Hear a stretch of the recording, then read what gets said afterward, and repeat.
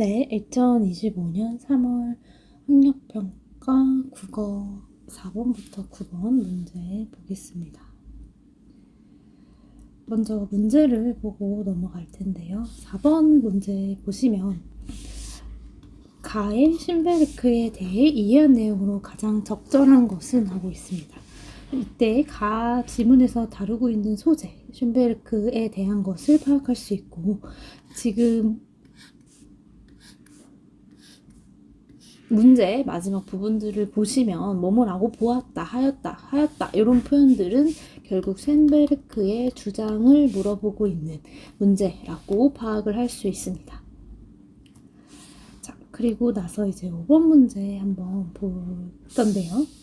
5번에서는 나의 현상학적 자녀에 대한 설명으로 적절하지 않은 것을 찾아라 라고 묻고 있고, 여기서 현상학적 자녀라고 하는 개념의 위치를 먼저 봐주는 것이 좋습니다. 위치를 보시게 되면 나 지문의 가장 아랫부분에 위치한다라는 것을 알 수 있고, 그러면 이 문제의 경우에는 사실 가와 나의 앞부분 을 모두 포괄해서 현상학적 자녀에 대한 개념에 맞는 내용을 추론하는 것이 필요합니다. 왜냐하면 적절하지 않은 것을 골라내는 문제이기 때문에요. 하나만 빼고 모두 다 답이 될 수 있거든요. 그러면 이제 지문 안에서 사용되었던 단어들의 경우에는 개념이 일치한다면 동일하게 쓰일 수 있습니다. 6번 보시면 가의 글쓴이 관점에서 이해한 기역과 나의 글쓴이 관점에서 이해한 니은을 비교한 내용으로 가장 적절한 걸 찾아라 라고 하고 있는데, 여기서 기역과 니은을 무엇인지 먼저 봐주는 것이 필요하고, 그럴 때 이제 범조성이라고 하는 동일한 단어에 대해서 얘기를 하고 있습니다. 그러면 가의 글쓴이가 보는 범조성과 나의 글쓴이가 보는 범조성이 비교하고 있으니 차이가 존재한다라는 것을 알 수 있고, 그러면 포인트는 가의 글쓴이는 어떤 주장을, 나의 글쓴이는 어떤 주장을 하고 있는가를 우리가 이 지문을 읽으면서 중요하게 봐야 된다라고 생각하고 접근을 해야 합니다. 자, 7번도 보시게 되면 가의 글쓴이가 나의 디귿이라고 하는 세부 구절에 대해서 어떻게 생각할 것인가를 물어보고 있는데요. 특히 나의 디귿 부분 먼저 보시게 되면 인용구를 사용하고 있거든요. 요것은 사례에 대한 내용이죠. 그러면 요 사례에 해당하는 개념이 무엇인지를 먼저 파악을 하고, 그것에 대해서 가의 글쓴이는 어떻게 생각할지, 그런데 반박을 한다라고 했으니 사실 나의 디귿과 가의 글쓴이의 주장은 반대될 수 있겠다라고 생각할 수 있어야 됩니다. 그래서 포인트는 역시 가의 글쓴이의 주장을 파악하는 게 가장 중요하다라고 생각하시면 됩니다. 그리고 8번을 보시게 되면 가의 쇤베르크 관점 A, 나의 글쓴이 관점 B를 바탕으로 라고 했습니다. 자, 여기서는 가의 글쓴이가 아니라 쇤베르크의 관점이라고 하는 것이 조금 다를 수 있겠습니다. 자, A와 B를 나눈 걸 보시면 선지가 1, 2번, 3, 4, 5번 이렇게 묶여서 파악이 될 수 있겠죠. 자, 그럼 마찬가지로 요 지문은 지금 보기를 보시게 되면 보기가 세부적인 사례의 내용입니다. 바레즈나 슈토카우센에 대한 세부 사례를 들고 있죠. 사례가 나오는 경우는 적용의 문제입니다. 따라서 이 보기를 읽을 때 어떤 개념을 다루고 있는가를 파악을 하면서 특히 가의 관점과 나의 관점을 가지고서 이 선지를 평가해라 라고 하는 문제로 보실 수 있습니다. 지금 전체적인 문제를 봤을 때 우리가 이 지문에서 제일 중요하게 파악해야 되는 점은 가와 나의 글쓴이, 그리고 이제 쇤베르크와 같은 사람들의 이론에 대해서 이 사람들은 어떻게 주장하고 있는지를 파악하는 것이 굉장히 중요한 지문과 문제들이 되겠다라고 볼 수 있습니다. 그러면 이제 가부터 한번 이제 해석을 해보도록 하겠습니다. 자, 지문을 읽을 때는 항상 문단 기준으로서 내용의 전체 구성과 세부 내용, 개념 파악하면서 같이 읽어주는 것이 필요합니다. 자, 쇤베르크는 대표적인 작곡가인데 어떤 작곡가냐면 현대음악이 난해하다라는 인상을 만든 대표적 작곡가입니다. 그럼 여기서 우리가 파악해야 하는 것은 쇤베르크가 대상으로 하는 것이 바로 현대음악이구나 라는 것을 알아야 되고, 난해하다라는 인상 자체는 어떤 겁니까? 일종의 사실이 아니라 주장이죠. 그 인상을 만든 것 같다라고 얘기하는 것이니까요. 그래서 전통적인 조성음악이 뭐뭐 하는 것과 달리라고 나오고 있습니다.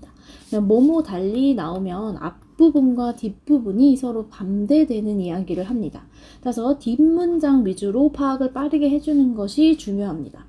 그의 음악은 특정 조성에 얽매이지 않는 범조성을 지향했다라고 하니, 범조성이라고 하는 것은 곧 특정 조성에 얽매이지 않는 것을 의미하는 거고, 결국 달리라고 말한 요 앞부분에서 말하는 전통적 조성음악의 경우에는 당연히 특정 조성에 얽매이는 경황이 있겠죠. 그것이 무엇이다? 장조나 단조 같은 조성을 바탕으로 화음을 전개하는 것이다 라고 파악하면 됩니다.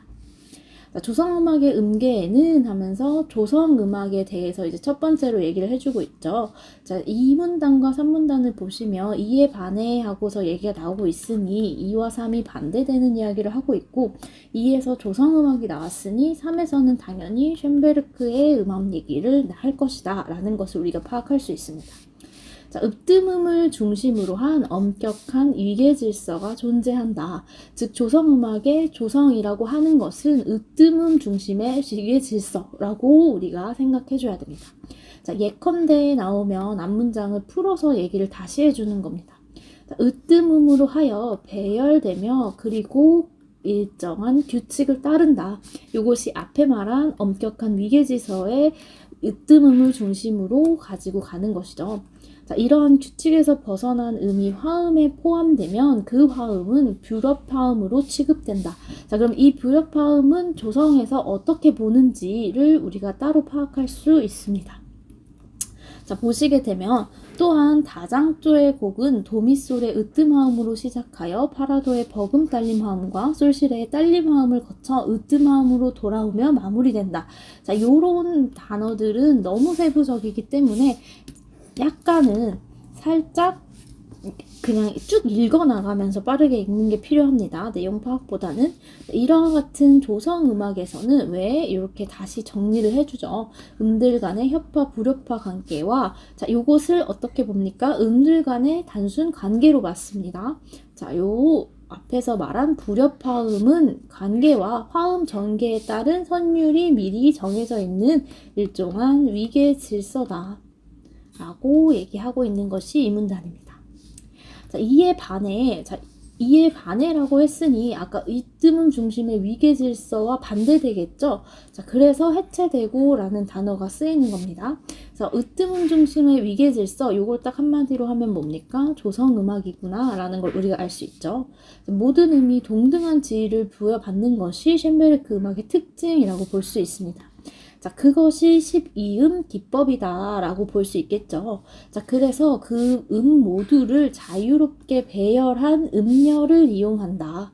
자, 여기서 앞에서 조성음악은 어떤 단어들을 사용했습니까? 우리가 배열 나오지만 그 엄격한 위계 질서, 으뜸음을 중심으로 일정한 규칙, 이런 것들이 조성음악의 키워드가 된다면 쇤베르크 음악에서는 음열 을 이용한 작곡 방식, 그리고 동등한 지위, 이런 것들이 제일 중요하겠죠. 자, 그래서 여기 또 반면이 나오니 긴 문장 위주로 봅니다.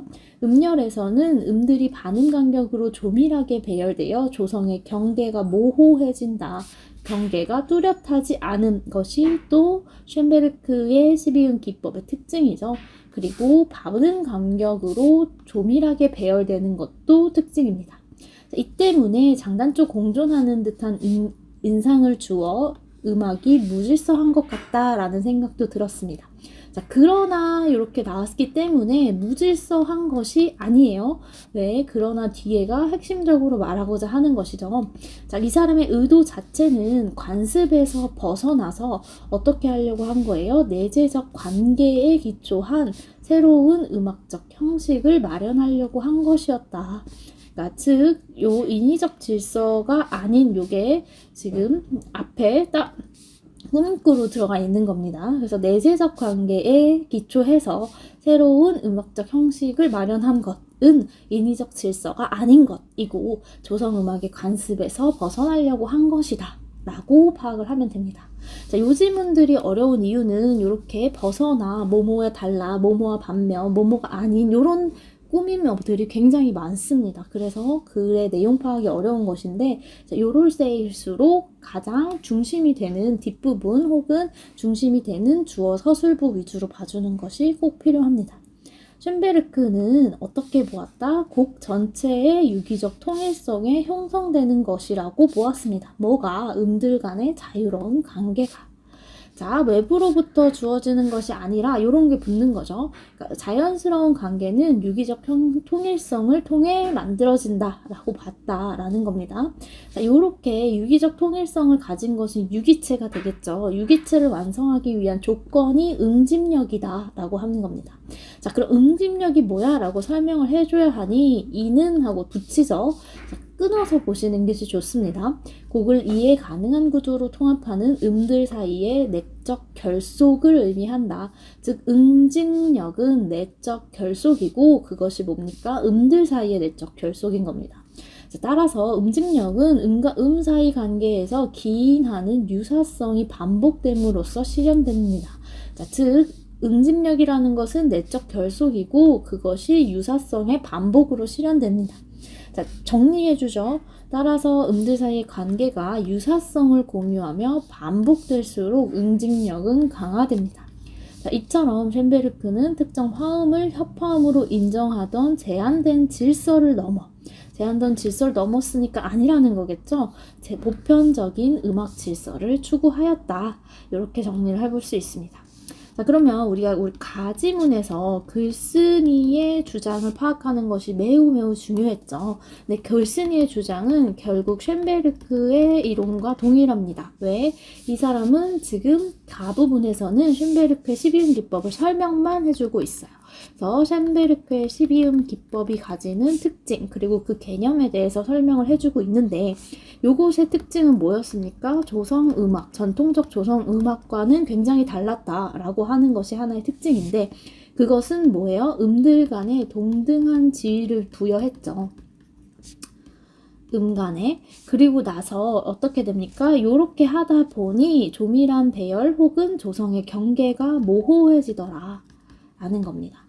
자, 그래서 음을 이렇게 동등하게 하는 것을 음열을 자유롭게 배열했다라고 하는 것이고요. 자, 지금 요 개념을 파악을 할 때 동일한 카테고리에 들어갈 수 있는 내용들 그리고 문제에서 새롭게 나올 수 있는 키워드들 위주로 이제 정리를 해주는 겁니다. 자, 이렇게 만들어지기 위해서는 하나의 조건이 필요한데 그것이 바로 응집력이라는 개념이었고 이 응집력은 음들 간의 내적 결속이었다 라고 하는 것이죠. 그래서 이 내적 결속을 통해서 유사성이 반복되면 응집력이 생기고 결국 음식력을 만들게 되면 어떻게 되는 겁니까? 유기적 통일성이 생긴다라는 거였죠. 자, 그래서 어떻게 하는 거예요? 바로 보편적 요런 것들이 다 충족이 되면 보편적인 음악 질서가 만들어지지 않냐라고 말한 것이 바로 쇤베르크의 12음 기법이었다라고 정리를 할 수가 있습니다. 자, 여기서 우리가 조성음악과의 차이점을 요 반대의 개념에서 머릿속에 생각을 해주는 것이 매우 중요하겠죠. 자, 나지문 한번 보겠습니다. 나는 우리가 문제에서 먼저 봤듯이 가와 조금 상반된 주장을 하고 있구나 라는 것을 먼저 기억을 해줘야 됩니다. 자, 레보비츠 사례가 먼저 나오죠. 자, 12음 기법 등장하는 순간 쇤베르크 이론 얘기하는 거구나 라고 얘기할 수 있겠죠. 음악사의 혁신으로 평가하고 후설의 현상학을 적용하여 그 의미를 규명했다라고 하니 자, 뭡니까? 레보비츠는 쇤베르크의 12음 기법을 굉장히 긍정적으로 평가한 거예요. 자, 그건데 그것을 설명하기 위해서 의미를 규명했다라고 하니 설명하기 위해 후설의 현상학을 가져왔다라고 생각하시면 됩니다. 자, 후설의 현상학은 그럼 어떤 것일까를 설명해 주겠죠. 그래서 후설에 따르면 우리의 일상적 경험이라고 하는 것은 뭐를 통해? 의식의 지향성을 통해 구성되는 현상이다. 경험은 지향성으로 현상이 된다라는 겁니다. 자, 예를 들어 나왔으면 앞문장 다시 한번 설명이 됩니다.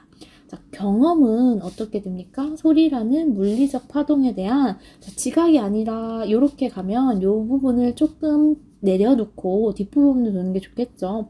패턴을 의식하는 의식의 지향성을 매개로 한 현상이다. 자, 경험은 의식의 지향성을 매개로 한 현상이다. 그 앞에 음악적 소리의 패턴을 인식 이렇게 붙은 겁니다.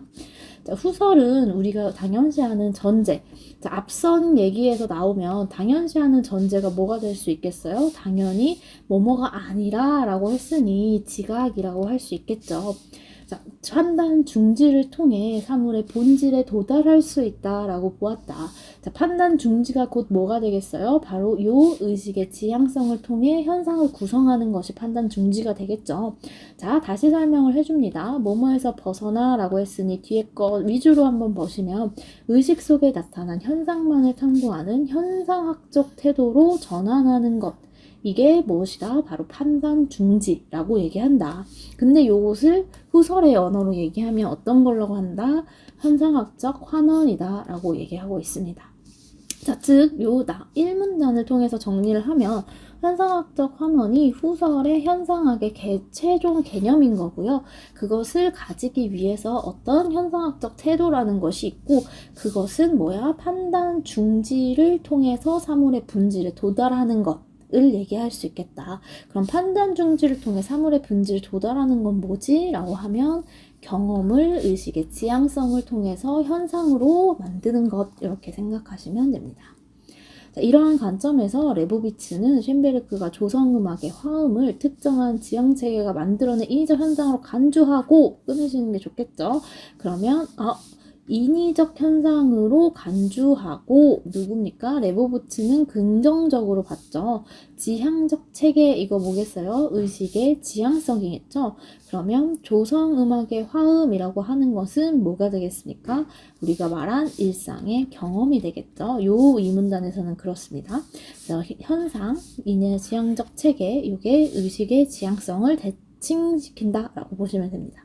그래서 12음 기법이라고 하는 것은 음악의 본질에 다가설 수 있게 해주는 일종의 판단 중지, 현상학적 환원의 역할이다 라고 본 사람은 레보비츠예요. 자, 그렇습니다. 여기까지 이렇게 보시고 그래서 다연적 태도에 대한 판단 중지를 통해 보편적 음악 질서를 확립하였다는 것이다. 이렇게 앞에서 우리가 개념 적용해서 파악한 내용을 한 번 더 다시 설명해 주는 거죠. 자, 그러나 이렇게 문단의 그러나가 나오는 순간 결국 이 글쓴이의 주장은 요 부분이 됩니다. 그러니까 앞선 말한 레보비츠의 주장과 나의 주장은 다르다라고 이야기를 꺾고 있는 것을 파악하는 게 매우 중요했습니다. 자, 쇤베르크가 주장한 범조성이라고 하는 것은 현상학적 환원과 괴리된다 라고 얘기하고 있으니 이 글쓴이는 이것은 현상학적 환원이 아니야 라고 생각한다는 겁니다. 자, 그러면 왜 그렇게 생각하는지 이제 근거가 나와야겠죠. 현상학은 모든 전제에 대한 판단을 중지하고 의식이 직접 주어지는 현상 그 자체를 포착하는 게 원래의 후설의 현상학인데 쇤베르크는 뭐가 달라요? 새로운 규범을 제시를 하는데 뭐 하는 거예요? 기존의 규범을 거부하면서도 모든 음의 동등한 사용이라는 새로운 규범을 제시하기 때문에 결국 규범이라는 것은 변하지 않는다라는 거죠. 자, 거기에 플러스 근거로 뭘로 얘기해 줍니까? 평균율이라고 하는 물리적 제약을 그대로 수용을 했다라고 합니다. 자, 그럼 평균율이라고 하는 것은 기존의 고전에 그대로 있었던 건가 볼 수 있겠죠. 자, 서양 음악의 토대가 된 평균율은 극히 일부만 표준화한 것에 불과하다. 즉 음악적 가능성을 모두 담지 못한다.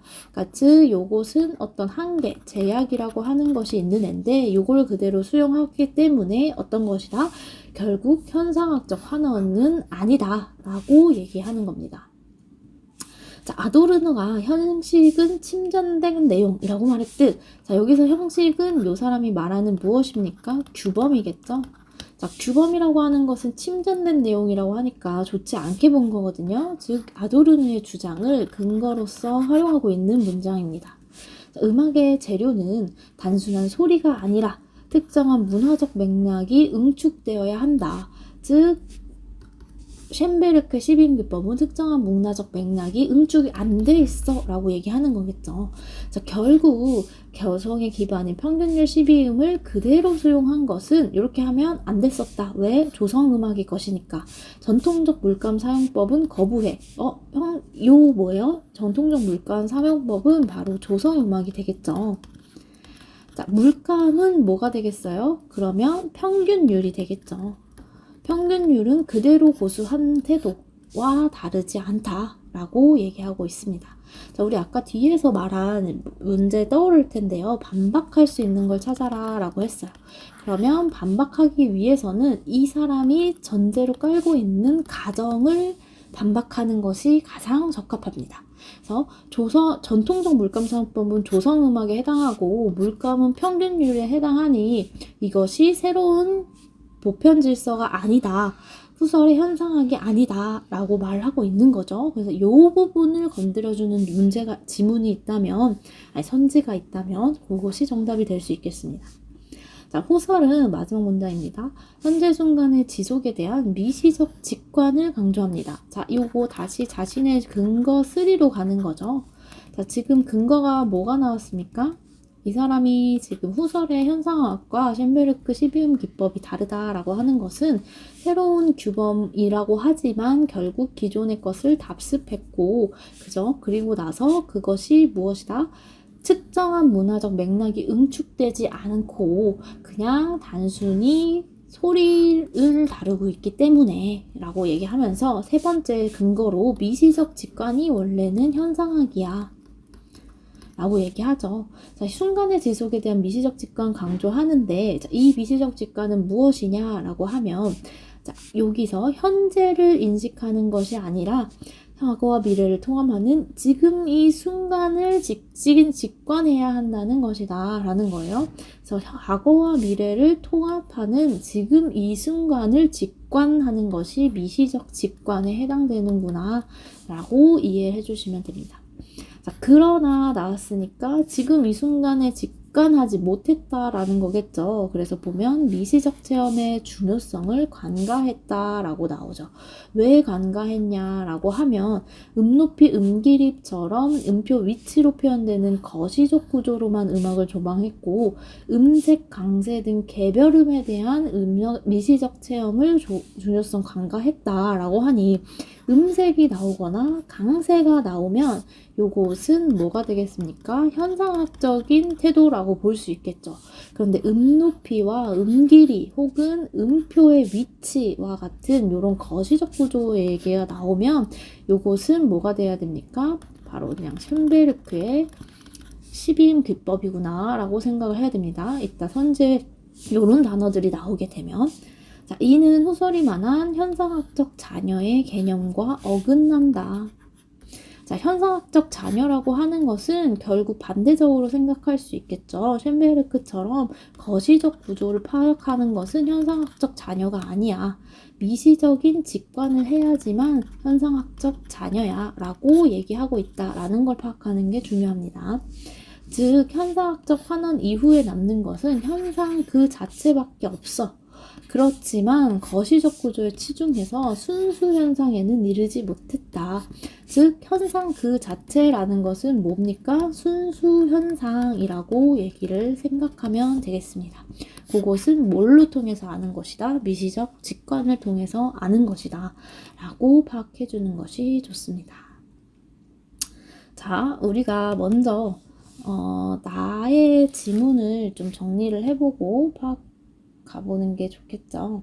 자, 여기를 사용해 보겠습니다.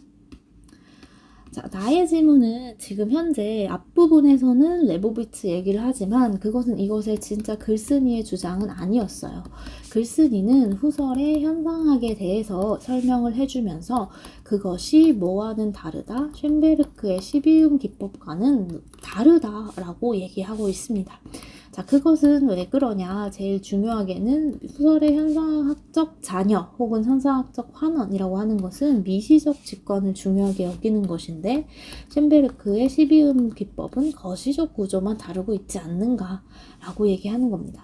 자, 그리고 이 현상학적 그러면 환원이라고 하는 것은 무슨 의미야 라고 하는 것을 이제 다뤘었죠. 현상학적 태도를 가지는 것인데 이것은 판단 중지를 통해 얻어지는 거였습니다. 판단 중지다라고 하는 것은 우리가 가지는 일상의 경험을 현상으로 바꿀 때 어떻게 의식의 지향성을 매개로 바꾸는 것을 판단 중지라고도 얘기했고 또는 요거 자체를 현상학적 환원이다 라고도 얘기를 했습니다. 그래서 이렇게 개념을 가져갈 수 있어야 되고 이 글쓴이는 말하고자 하는 바는 결국 셴베르크의 12음 기법은 후설의 현상학적 그 환원에 해당되지 않기 때문에 자녀와 어긋나기 때문에 결국 뭐 하는 거다? 사물의 본질에 다가서는 것이 아니다. 네, 요 현상학적 환원을 통해서 가면 사물의 본질, 요것을 우리 뭐라고 말해요? 뒷부분에서는 순수 현상, 현상 그 자체라고 얘기하죠. 요것에 도달하는 것이 아니다. 라고 주장하는 게 글쓴이의 주장이다. 라고 파악하는 게 매우 매우 중요했습니다.